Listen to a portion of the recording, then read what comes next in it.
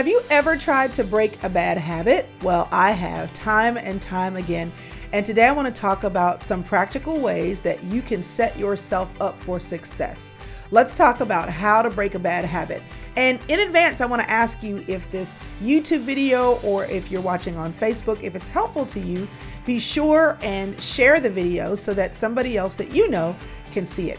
I also want to let you know that if you are not yet subscribed to my YouTube channel, or if you have not liked my Facebook page and you just happen to see this video, make sure that you are following me on Facebook or that you're subscribed to the YouTube channel so that anytime I go live or share content, you'll be notified. So, why am I the person to talk about breaking a bad habit? Well, simply because I have a lot of them to break. Let me tell you something. I recently was on a juice fast. So I had a little bit of a problem because I bought a 3-day fast and didn't realize that I was going out of town. So I only got to do 2 days and I froze day 3, and I'll have to pick up day 3 this week sometime. But let me tell you why I did it. I did it because I wanted to cleanse my palate, y'all. I was just going off the rails when I'm living a high stress life, which often I do. I have to really be careful about how much stress is in my life. The first thing on my list to go, the first thing I stop thinking about, the first thing that it becomes really easy for me not to pay any attention to is what I'm eating, y'all. I am an emotional, stress life eater. And so when I'm stressed or when I'm really busy, thinking about my food is the first thing I stop doing. And so I slide back into bad habits that I have with food, not drinking enough water, not eating enough vegetables, waiting until I'm too hungry to eat. And so that's one bad habit I have in my life. I have others, but I'm not going to make this episode about all the things I do that are bad habits. What I do want to tell you is that I've had enough in my life to understand some principles about breaking bad habits that can be helpful to you and to me. Okay.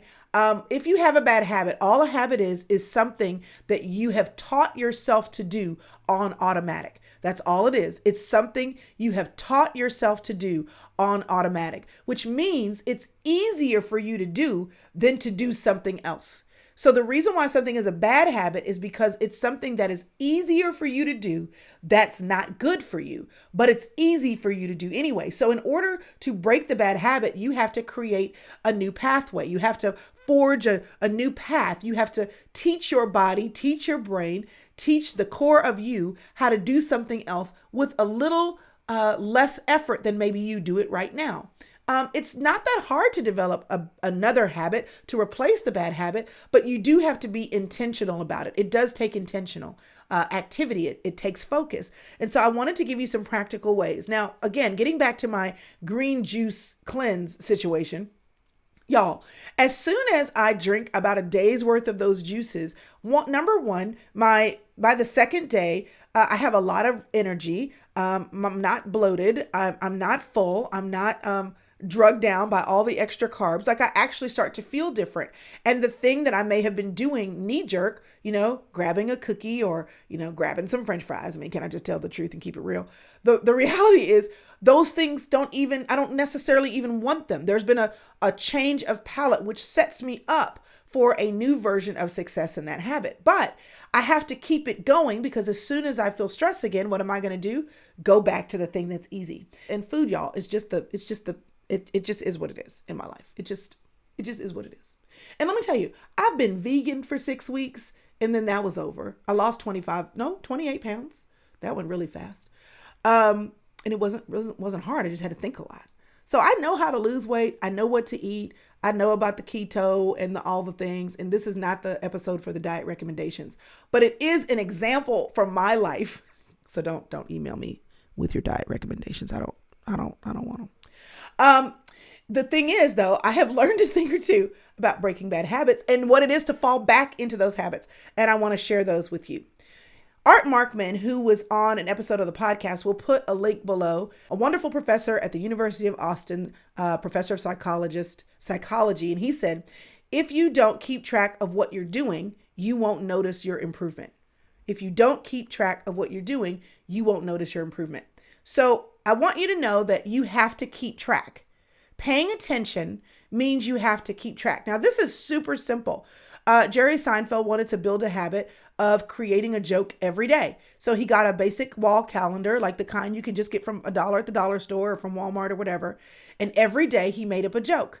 And he would take a pen and make a mark across the day on the calendar. And his goal was not to break the chain. He said, I don't want to break the chain. So in order to break the habit of making up jokes whenever he felt like it and waiting until he was motivated, he decided to pay attention to how often he was creating a habit. He wanted to get in the habit of creating jokes. So he decided to keep track. So somewhere, some kind of way, you need to be keeping track. You could be journaling in a journal notebook. You could be keeping track on your phone. You could be putting sticky notes on the wall because you're going to get to 31 days and you're going to label those sticky notes. And every day that you accomplish your goal, you take a sticky note off the wall. I mean, it really could be anything, as tactile, as written, as computer generated or digital as you want it to be. But the most important thing is that you are keeping track. One of the things that we have done for one of the products that I have created is a planner. It's a 90-day planner. And inside of this planner, with this last rendition that we had, we actually created a habit tracker because we realized that often in getting to your goals, working on your habits is something that you want to do. I know that if you are already in the inner circle, that you have had the opportunity to get this, if you are at the coaching level or above. But if you haven't, we would love to give you a copy of this. And so there's a link below in the show notes on YouTube, if you're watching there, for you to grab the habit tracker, print it out, and then use it. But honestly, you don't have to even use my habit tracker. You see what it is? It's just a list of numbers. Mine happens to be over a 90-day period. You may have heard that it takes 21 days to form a new habit. I've actually heard that it takes more like 33. And then I read a book called Habit by Charles Duhigg that says it actually takes 66. I feel like we could put one more 6 at the end of that and say the reason why we have to work on our habits is because bad habits are from the devil. But anyway, 66. It takes a long time to retrain your brain. So the thing is you don't want to start too big because retraining your brain then will be too hard. It takes a lot of energy to create new pathways in your brain. Think about it. If you wanted to dig a trench in your backyard that already has grass growing over it, it's going to take energy. Now, once the trench is there, anytime it rains, it'll catch water. It'll easily catch water, but you have to dig it first. So habits are like that trench. It will easily catch whatever falls into your life. So if you don't have the trench in the right place, then you have to dig it. And the way that you dig it, slowly but surely, because you don't want to do all that work in one day by yourself, you do it one shovel at a time and you keep track of what you're doing. Okay. Then as you keep track of what you're doing, you need to celebrate your progress. You need to celebrate and to say, this week was a good week. Out of 7 days, I did it 5. This month was a good month. Out of 31 days, I did it 29. This 90 days, this quarter was a good quarter. Out of 90 days, I did it 72. You want to pat yourself on the back because every effort towards making a new habit is an effort worth celebrating. But know that if you don't keep track, it won't be a part of your focus. And the problem with habit is that you can have a bad habit and do it every day of your life without paying attention. So the antidote to that is to pay attention. The second tip for replacing a bad habit is to replace the habit with a good one. Okay.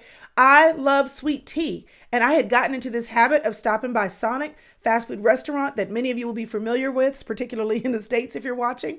And y'all, Sonic ice is amazing. It's amazing. And then if you put a Coke on that or some sweet tea, it just is popping locking. It's awesome. Okay. But anyway, see, this is what happens when I start thinking about food. I start singing. Stop singing, Crystal. Stop singing about food. But when I would do that, I decided that I had a habit of going to Sonic. It was like everything in me was like, you're passing Sonic, girl. You're passing Sonic. Now, I could have just passed it. But instead of just passing it, I decided to replace the habit. So I pull into Sonic. I would get my Route 44 cup of ice with lemon water, because I actually like water and I like water with lemon in it. So I got my satisfaction of the ice. I got my stop by Sonic. I didn't have to change the whole habit. I just changed what I did when I got there. Replacing your bad habit with a good one is a great thing to do. So that way you're not necessarily having to change your path exactly, but you may be putting something better in the path you already have. It gives you a way to do the old thing a new way. This can happen by changing your environment. Okay, replacing a bad habit with a good one means getting rid of the Oreo thins. Am I telling on myself about Oreo thins? I might be. And replacing that with a snack that's easy to grab. Okay, so the package of Oreo thins, you just peel back the layer, and then you just grab a couple of cookies and nobody knows. I used to hide my Oreo thins from my kids and the Pop-Tarts.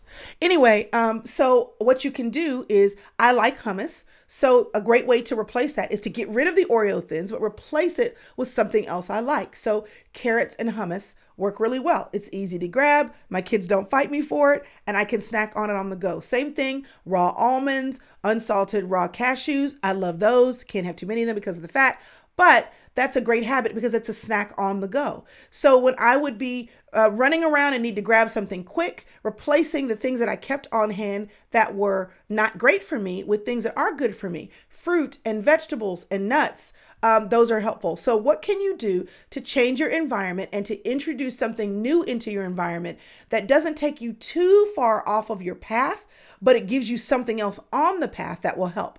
Another good way to replace a habit with a good one is to come out of the dark. There are many habits we have that we don't want other people to know that we have. So another way to replace the bad habit of doing what you do in the dark is to put yourself in the light, which means accountability. This is why Weight Watchers worked. You can go to Weight Watchers, and every week somebody's going to look at the scale and go, "What did you do this week? I see you." And that's why I didn't like Weight Watchers. Because every week I just felt seen. I was like, I can't do it. Now I will do myself Weight Watchers. I'll get on the scale. I'll write it down. I'll log into my Fitness Pal. I'll do all these things to pay attention to myself. But I struggle with failure. Like it's a Enneagram 3 complex situation. I struggle with people knowing that I failed. I don't like people to know that I screwed up. It is what it is. But replacing it with accountability in some way, shape, or form, that is healthy. That is healthy, right? I'm not saying Weight Watchers is bad. I'm just saying it messed with my mind. I want you to remember this. You have to cultivate good habits. Habits keep you on track, and they keep you from having to make a million hard decisions every day. I actually was at an event recently where we had a Q&A, and one of the girls in the audience said, "How can I achieve balance in my life?" And I said, well, you'll never achieve balance in your life. Balance is something that you're always going after, and life changes, your kids change, your job changes, your finances change, the economy changes, everything changes. So you're always just kind of, it's like riding a bike. You're always balancing. You're just reacting to the terrain that's underneath your feet and paying attention to the terrain. But here's the thing about habits. They give you routines and rhythms that mean that the hard things in your life take less energy. Okay. Right now, I do not make up my bed. I'm not in the habit of making up my bed. I've decided that's not a hill I want to die on in this season. But I have had that habit before. Let me tell you something. The first day or two, it was like, it just took forever. I was rushing to get out the door. It just seemed like it was this habit I was working on, and it just took a little bit longer, right? But then after a few days of doing it, it started to become a part of my rhythm. So no longer was it a habit that was hard for me. It was a rhythm or routine that gave me the joy of getting back into a made bed at the end of the day. It's the same thing with preparing food, because food is my effervescent example of developing habits. If you get in the habit of meal prepping for the week, the first few times you do it, it's going to take you a long time. You're going to think, oh my gosh, I cannot do this every week. I got stuff I need to do on a Sunday. But after a while, if you get into the rhythm of meal prepping or meal planning, I meal plan for my family every week. I've done it for years. And I need to do it separately for me so I can eat some rabbit food a little bit while I'm feeding them all the good stuff. But the thing is in getting in the habit of doing that, the first few times it will feel like a stretch, but then you get into a rhythm and a routine. And then that rhythm and routine makes it easy for you to move forward in life the way you want to do it. So replacing your bad habit with a good one is a way to also move the needle forward. You can force a habit because you can do what you don't feel like doing. Okay? You can force the habit. You don't have to be a product of what you feel like doing today. And here's the good thing about developing habits. As you choose to develop them, they become things that you feel like doing.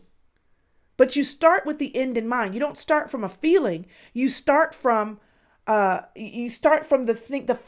fact of what you need to do to have the life that you want to live.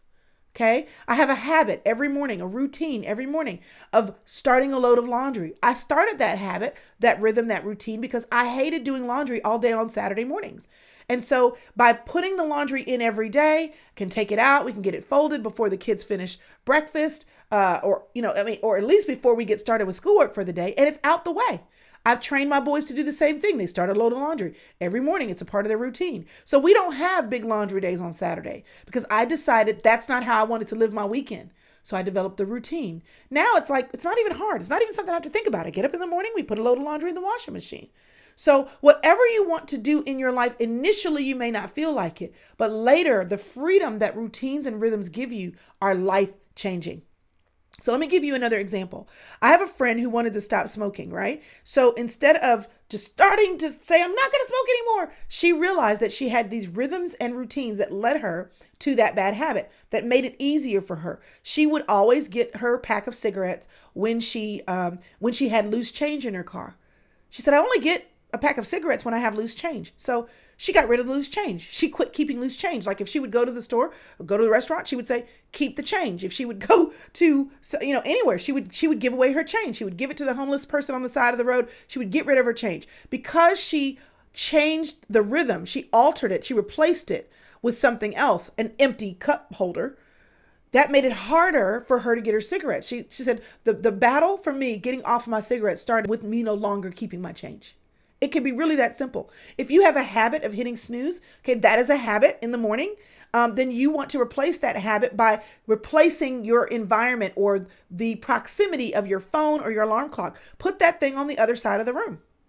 Then you will have to get up. And you can get up and get back in the bed, but it'll be a lot harder once you've gotten out from under those nice, neat covers to do what you used to do, which was have your phone in the bed next to you by your ear, just tapping it with your finger a million times before you got up.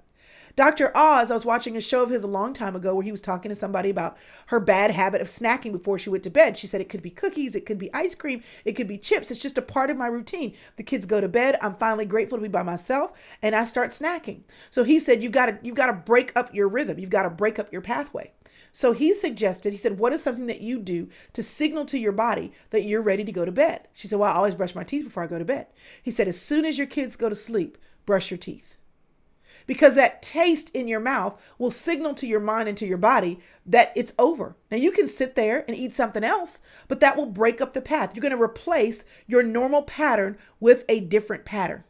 Okay. So changing your environment or replacing your bad habit with a good one is super simple. These little things that you can do to shift the narrative in your head. Okay. That is disrupting the pattern. That's the third point. So the first one is to keep track. The second one is to replace your habit with a good one. And then the third one is to disrupt a pattern. My friend Christy Clover says, habits can be changed if we understand how they work. Changing any habit just requires a little determination and a little hard work, a little bit every day for a while. Here's the thing too. I don't want you to work on a million habits at once.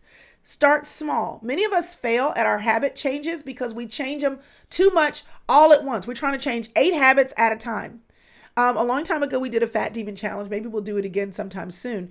And the first week, all you do is up your water intake. That's it. Focus on that one thing. I've had so many people tell me that in 28 days of working on changing their diet, if they focus on one thing at a time, they're way more successful than starting the big diet change on Monday. Sometimes you just need a little sip of something to get you going in the right direction. The fourth, I want you to journal and reflect on your thoughts and ideas. Now, this is different than keeping track. Journaling actually says what led to the downfall. When you get off track and you know that you were doing okay and then you fell off the wagon. What led to that? You need to pay attention to your life, not just to say I did it or I didn't do it. This takes tracking a step further and says, why did I do it? Why was I successful? Why did I not make it as much as I wanted to make it or as long as I wanted to make it? What is getting in my way? What are the challenges? How can I better arrange my life to support my new direction? You want to journal and keep your why in mind. Many of us remember that Yoplait commercial where this girl goes in front of her bathing suit, and she's looking at it every day, eating that Yoplait because she was constantly saying, let me keep my why in front of me. Let me focus on the reason why I'm doing this. And then at the end, she comes in and she takes the bathing suit off, and apparently she's off to the beach to enjoy her summer, having lost weight eating Yoplait. So you want to post your why, pay attention to your why, constantly have that in front of you. You want to pay attention to how you feel as you maneuver through the change in the process. You want to make sure that you're paying attention to your cue, your routine, and your reward. Most of our habits, if not all, Charles Duhigg says, have a cue, a routine, and a reward. In the example where the lady was eating chips or sweets every night, the cue was her kids go to bed. Her routine was she got chips or ice cream. Her reward was enjoying all the warm fuzzies that come with that dopamine hit that you get from eating sugar and salt that you shouldn't be eating at 10 o'clock at night. You want to shift that and say, okay, what is a new cue for me? What is the signal? So when he changed her habit to brushing her teeth, that was a different cue. The cue for brushing her teeth was it's time to go to bed. And the reward was eating something else. She changed the cue. It's like Pavlov's dogs, if you've studied psychology, or it's like the psychology of hamsters and rats. I mean, like they put them in a maze, and literally, if you do the same thing over and over, you'll form a pathway. Then they know how to go through it without the cues. You have to change what reminds you that it's time to do something. You have to change what you do when you get that reminder. And then you have to change what the reward is. And the Yoplait lady, that's what she was doing. The cue was, it's time to eat. I'm hungry. The routine was, if I'm hungry, I'm going to not eat the cookie. I'm going to eat the Yoplait. And the reward was going to look at her bathing suit. Those three things. And Charles Duhigg's book is a great book, but you don't have to read that to make the changes, y'all. It's really simple. One small change at a time. That podcast that I was telling you about, it's episode 262. So you can just go to crystalevanshurst.com/262. It's Winning with Habits. I want you to celebrate you while you're working on the progress. Don't wait until you get to the end. Celebrate you as you go. And remember this, and here's your fifth tip. Every day is day one. So every morning when you get up, you get to celebrate that today's a new day, and imagine that every day you're starting fresh. Because this is what happens, right? When we start our diets on Monday, we have a mindset that, oh my goodness, this is a fresh start day. This is a fresh start day. Yay! And so we get all geeked and excited. If you open up your day every day, you open up your eyes and you embrace your day with this is a new day to start this habit, then every day is your start, which means every day you can be successful. Okay? So leave margin in your life for reflection, because why you had the bad habit will teach you just as much as what you learn from developing a new habit. You can break bad habits. They don't have to be horrible habits, but if you want to just replace not the best habits with better habits, these things can work for you too. And people who have great habits, they win, y'all. They win because they are no longer using a bunch of energy to do the things they ought to do every day with their life. Those things are on routine. They're on automatic, which means that you have that energy reserved for the things that you actually need to put your brain on today.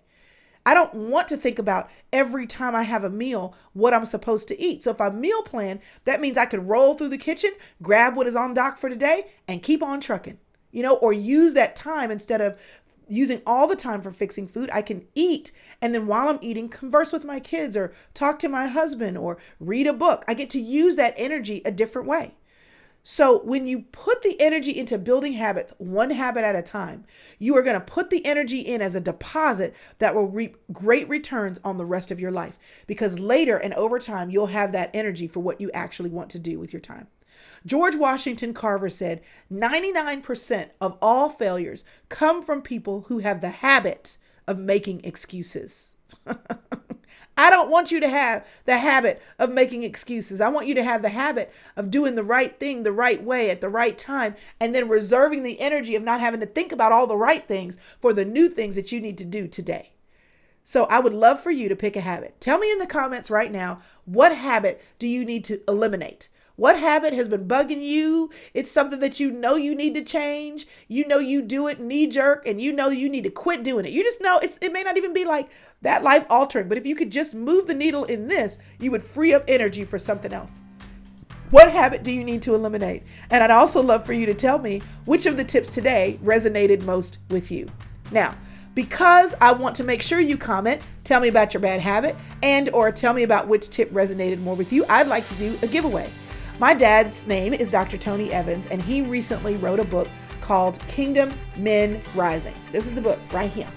right here. I want to make sure you can see it. There we go. Kingdom Men Rising. And I know that many of us who are girls who watch this have men in our lives, sons, brothers, husbands, fathers, who might want that. And I'd love to give one of those away. From those of you who comment below, we'll choose someone to receive this book because I would love to share it with you. And if you had not heard of it before, I would love for you to consider going to pick that up. Barnes & Noble's, Amazon, everybody has it. Y'all, my habit this week is going to be what I started last week. I'm going to continue that. This week is just more fruits and vegetables and water. Keeping it simple. See? Thought I had tea or coffee in here, didn't I? Just keeping it simple. And if you would like to join me for these recordings live every week, simply go to crystalevanshurst.com/inner circle, where I go live every Monday morning, share a little bit of foolery and fun, and then I dive into a teaching for this week. If you'd like to join me live for that teaching, to be a part of the live studio audience, consider joining the Inner Circle today. So don't forget to subscribe on YouTube. Don't forget to like the Facebook, and then I will see you right here again next week.